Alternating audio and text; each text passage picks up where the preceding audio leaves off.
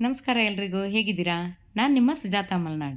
ನಿಮಗೆ ಮತ್ತೊಮ್ಮೆ ಮಲ್ನಾಡ್ ಕೆಫೆಗೆ ಸ್ವಾಗತ ಹೇಳ್ತಾ ಇಂದಿನ ವಿಡಿಯೋನ ಮುಂದುವರ್ಸೋಣ.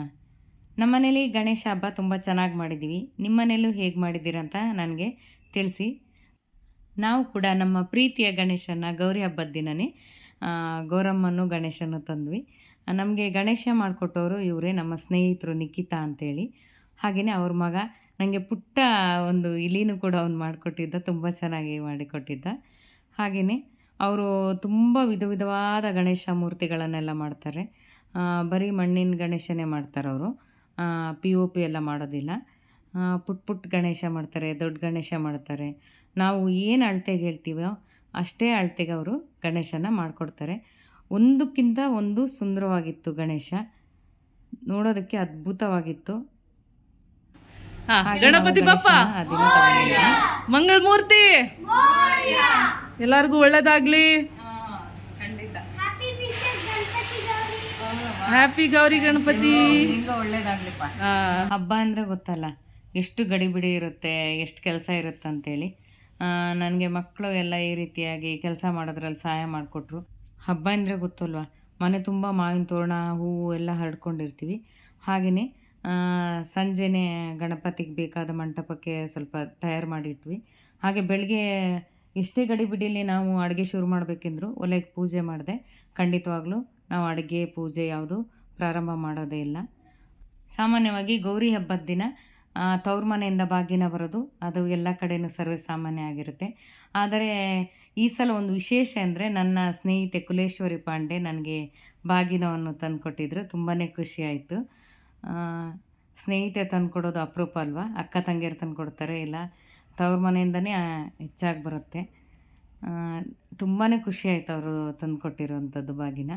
ಹಾಗೆಯೇ ಮಕ್ಕಳ ಜೊತೆ ಸೇರಿಕೊಂಡು ಗಣೇಶನ ಮಂಟಪ ನಮಗೆ ತಿಳಿದಷ್ಟು ಮಟ್ಟಿಗೆ ಅಲಂಕಾರವನ್ನು ಮಾಡಿದ್ವಿ. ನಂತರ ನಮ್ಮ ಪ್ರೀತಿಯ ಗಣೇಶನ ಹಾಗೆ ಜೊತೆಗೆ ಗೌರಮ್ಮನ ಕೂರಿಸಿ ನಮ್ಮ ಕೈಯಲ್ಲಿ ಎಷ್ಟು ಸಾಧ್ಯನೋ ಅಷ್ಟು ಅಡುಗೆಗಳನ್ನು ತಿಂಡಿ ಎಲ್ಲ ಮಾಡಿಬಿಟ್ಟು ಅದನ್ನು ಪೂಜಿಸೋದೇ ಒಂದು ಖುಷಿ ಅಲ್ವಾ. ಹಾಗೆ ನಮ್ಮನೆಯಲ್ಲೂ ಕೂಡ ಸ್ನೇಹಿತರು, ಮಕ್ಕಳು, ನಾವು ನೆಂಟರು ಎಲ್ಲ ಸೇರಿಸ್ಕೊಂಡು ಚೆನ್ನಾಗೇ ಪೂಜೆ ಮಾಡಿದ್ವಿ. ತುಂಬ ಖುಷಿಯಾಯಿತು ಎಲ್ಲರ ಜೊತೆ ಸೇರಿ ಪೂಜೆ ಮಾಡಿರುವಂಥದ್ದು.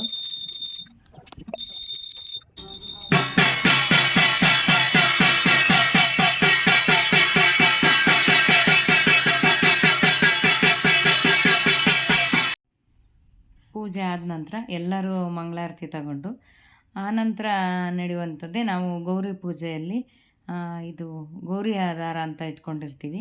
ಅದನ್ನು ಎಲ್ಲರ ಕೈಗೂ ನಾವು ಪೂಜೆ ಮಾಡಿದ ನಂತರ ಈ ರೀತಿಯಾಗಿ ಕಟ್ಕೊಳ್ತೀವಿ. ಗೌರಿ ದಾರ ಕಟ್ಕೊಂಡು ಆದಮೇಲೆ ನಂತರ ಕಳಸದಲ್ಲಿ ಒಂದು ಆರತಿಯನ್ನು ಗಣಪನಿಗೆ ಬೆಳಗಬೇಕು, ಹಾಗೆ ಗೌರಮ್ಮಂಗೂ ಕೂಡ ಬೆಳಗಬೇಕು. ಅದೆಲ್ಲ ಮುಗ್ದಿದ ನಂತರ ನಾವು ತೀರ್ಥ ಪ್ರಸಾದವನ್ನು ತಗೊಂಡ್ವಿ. ಆನಂತರ ಎಲ್ಲರೂ ಸೇರಿ ಜೊತೆಗೆ ಕೂತು ಊಟ ಮಾಡಿ ಸ್ನೇಹಿತರು, ಸಂಬಂಧಿಕರು ಎಲ್ಲ ಜೊತೆ ಕೂಡಿ ಹಬ್ಬ ಮಾಡಿದ್ದು ತುಂಬಾ ನಮಗೆ ಸಂತೋಷ ಕೊಡ್ತು. ಆಮೇಲೆ ಸಂಜೆ ಆದಮೇಲೆ ದೇವ್ರ ಮುಂದೆ ಭಜನೆ ಕೂಡ ಮಾಡಿದ್ವಿ.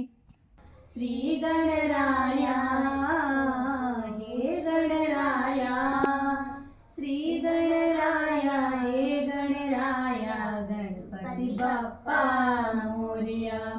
ಶ್ರೀ ಗಣರಾಯ ಹೇ ಗಣರಾಯ, ಗಣಪತಿ ಬಪ್ಪ ಮೋರಿಯ, ಗಣಪತಿ ಬಪ್ಪ ಮೋರಿಯ, ವಿಘ್ನ ವಿನಾಶಕ ಮೋರಿಯ. ಹೇ ಗಣರಾಯ ಶ್ರೀ ಗಣರಾಯ.